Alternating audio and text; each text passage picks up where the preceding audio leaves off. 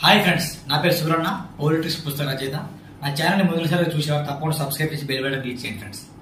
Friends ఒక విషయం బాగా గమనించండి. అసెంబ్లీ అంటే ఒక మటన్ మార్కెట్లా, కూరగాయల మార్కెట్లా, చేపల మార్కెట్లా మారిపోయింది. ఎవరిని పడితే వారిని మనం పంపిస్తున్నాం కాబట్టి వాళ్ళు పిచ్చి పిచ్చిగా మాట్లాడతాను. అసలు వాళ్ళు మాట్లాడాల్సింది, వాళ్ళు ఉండాల్సింది అక్కడ కాదు, ఎర్రగడ్డలో ఉండాలి. వాళ్ళు అసలు ఏం మాట్లాడుతున్నారండి? వారిని మనం ఎర్రగడ్డ పంపించాలి, కానీ మనం అసెంబ్లీకి పంపిస్తున్నాం. మనం అమ్ముడుపోతున్నాం, వాళ్ళని అసెంబ్లీకి పంపిస్తున్నాం. బడ్జెట్ సమావేశాలు బాగా గమనిస్తే రెండు కీలగా కనిపిస్తున్నాయి. నిన్నటి రోజున రఘునందన్ రావు గారు దుబ్బాకలో ఏం అభివృద్ధి చేశారు అని అక్కడ దుబ్బాకలో ప్రవేశపెట్టిన మేనిఫెస్టోని తీసుకొని కేటీఆర్ గారు చదువుతున్నాడు. అఫ్కోర్స్ నేను రఘునందన్ రావు గారికి అనుకూలం కాదు, అలాగని వ్యతిరేకం కాదు. కేటీఆర్కి అనుకూలం కాదు, అలాగని వ్యతిరేకం కాదు. అయితే ప్రజలు బాగా గమనించండి. రఘునందన్ రావు విషయం తాను చదివాడు. మరి 2018 ఎన్నికల్లో మాత్రం టీఆర్ఎస్ పార్టీ మేనిఫెస్టో ప్రకటించిందిగా. ఆ విషయం ఒకసారి పరిశీలిద్దాం, చూద్దాం. ఇగో మొత్తం డౌన్లోడ్ చేశారు ఫ్రెండ్స్, చూద్దాం.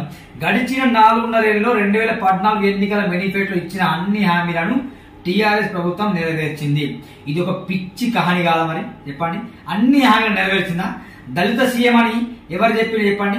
సభల్లో టెంటులు వేసేసి అది చేసేసి దళిత సీఎం అని చెప్పుకుంటూ అది నెరవేర్చిన. మరి దళిత సీఎం ఏమైంది? అప్పుడే 2014లో చెప్పిండు డబల్ బెడ్రూమ్ ఇస్తాను, అదేమైంది? మరి ఇదేంది, ఏమైంది చెప్పండి? కేటీఆర్ గారు, మీరు మాట్లాడాలనిపిస్తే మాత్రం వెళ్ళి ఎర్రగడ్డలో మాట్లాడండి. నిజంగా మీరు ఎర్రగడ్డలో వెళ్ళి మాట్లాడండి. పిచ్చి పిచ్చిగా అసెంబ్లీ అనేది ఏదో మీ సొత్తు అనేది మాట్లాడండి. ఇంకోటి చూద్దాం, ఇంకా మేనిఫెస్టో చదువుతా, సింపుల్ చదువుతా, 2 నిమిషాలు వినండి. అన్ని రకాల ఆశల పెన్షన్లు 1000 నుంచి 2000 పెంచడం జరుగుతుంది. వికలాంగులు పెన్షన్ ఓకే, వృద్ధాప్య పెన్షన్ ఇది కూడా ఓకే.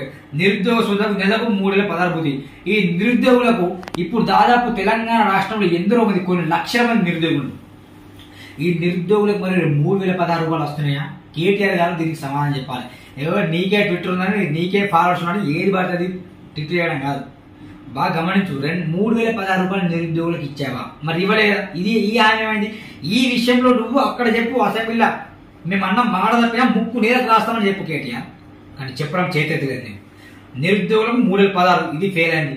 ప్రస్తుత పరిస్థితిలో డబల్ బెడ్రూమ్ ఇళ్ల నిర్మాణం కొనసాగిస్తూనే సొంత స్థలం ఉన్న అరుణ పేదలకు డబల్ బెడ్రూమ్ ఇంటి నిర్మాణం కోసం 5 లక్షల నుంచి 6 లక్షలకు అనేది జరుగుతుంది. ఎమ్మెల్యే క్వార్టర్స్లకి దాదాపు 3 బెడ్రూమ్ కట్టారు. ఎమ్మెల్యేలకు 3 బెడ్రూమ్ కట్టారు. ఎక్కడ కానీ ప్రజలకు ఎక్కడ డబల్ బెడ్రూమ్ కట్టారు చెప్పండి? అసలు మేనిఫెస్టోలో ఎమ్మెల్యేలకు బెడ్రూమ్ కడతాం రాసిందా? రాయలే. మేనిఫెస్టోలో రాయలే, నేను వాళ్ళ గట్టిండు. మేనిఫెస్టోలో రాసిండు డబల్ బెడ్రూమ్ ఇస్తాని, అసలు ఒక్క డబల్ బెడ్రూమ్ వేయలేదు. మీరు గ్రామీణ ప్రాంతాలు ఇయ్యలే. ఇస్తే సిద్దిపేట ఇవ్వచ్చు, మీ నియోజకవర్గాలు ఇవ్వచ్చు. రైతులకు ₹1,00,000 వరకు పంట రుణమాఫీ. ఈ రైతులకు రుణమాఫీ జరిగిందా? అస్సలు జరగలేదు. 25,000 ఉన్న వాళ్ళకు తొందర జరుగుతుంది. దాని తర్వాత 50,000, తర్వాత 75,000, లక్ష అని చెప్పారు. ఏం ఉత్తమ మాటలు లేవా? నీకే ఒక మేనిఫెస్టో అని రఘునందన్ రావు చిట్ట బయటికి. అఫ్కోర్స్ రఘునందన్ రావు గారు మూర్ఖుడు అనుకుంది అమ్మాయి. మరి నువ్వు మూర్ఖుడు కదా?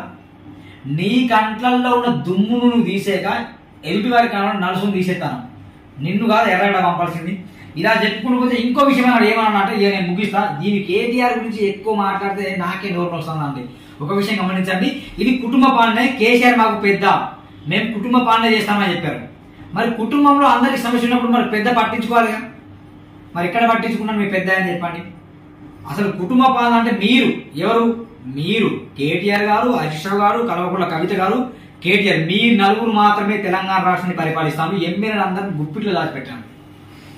ఇది కుటుంబ పాలన అంటే ఇదేవాసం. కానీ మీరేమంటారు? రాష్ట్ర ప్రజలందరూ కుటుంబీకులే, కేసీఆర్ మాకు పెద్దనే, ఆయన అధ్యక్షుడు అంటారు. మరి ఈ కుటుంబాల మధ్యనే చిచ్చు పెడతాను.